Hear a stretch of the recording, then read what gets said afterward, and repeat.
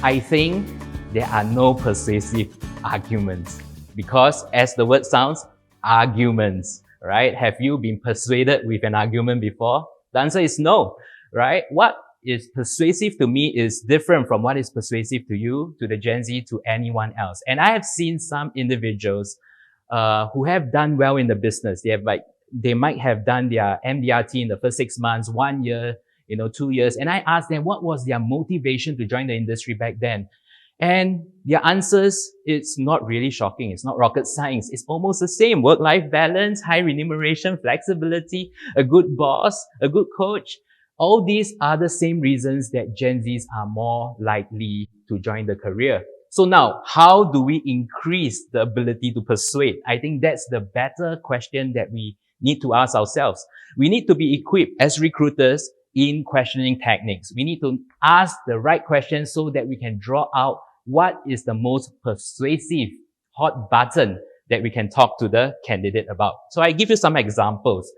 When I start a meeting, I could always start it off as, I'm not sure if the financial service industry is for you. However, help me to understand, what do you think about the financial service industry? Help me to understand, what do you think about the stigma in the industry?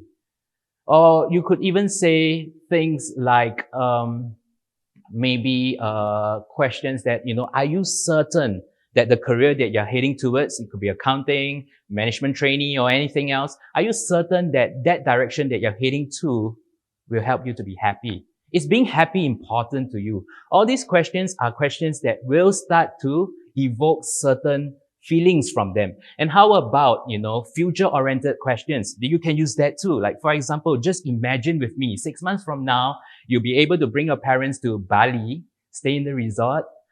How would that make you feel?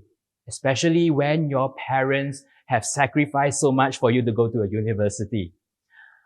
6 months from now, you might be able to afford your home and do your dream renovation just because you joined the career as a financial service consultant. How would that make you feel?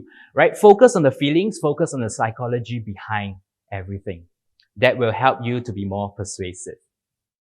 One of my favorite arguments when it comes to recruitment, something that I'm very passionate about, is that you can have it all if you play your cards right. Too often we think that to succeed in a particular career, we have to be a certain mold, a certain type, or we have to have a certain ambition. But I honestly think that's not the true value of our career.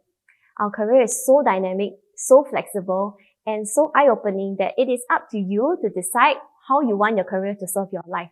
So I always take time during our meetings to find out what is the life that these Gen Zs want, specific to them in all areas in terms of their family, their finances, their lifestyle, their relationships. The more specific that I get, the more I'm able to tailor our career to them. If somebody has a certain goal and ambition that requires him or her to work at maybe full-fledged 7 days a week, and if they are willing and that's the goal that they want to get to, the career is here for them. On the other hand, if somebody wants to have a bit more work-life balance, that can also be arranged if they are smart about their work. So there is no one-size-fits-all, and I always like to believe that it depends on how clear you are in terms of what you want. If you're able to define that through my mentorship, through our conversations, then the clearer we are to know whether this career is aligned with what you want.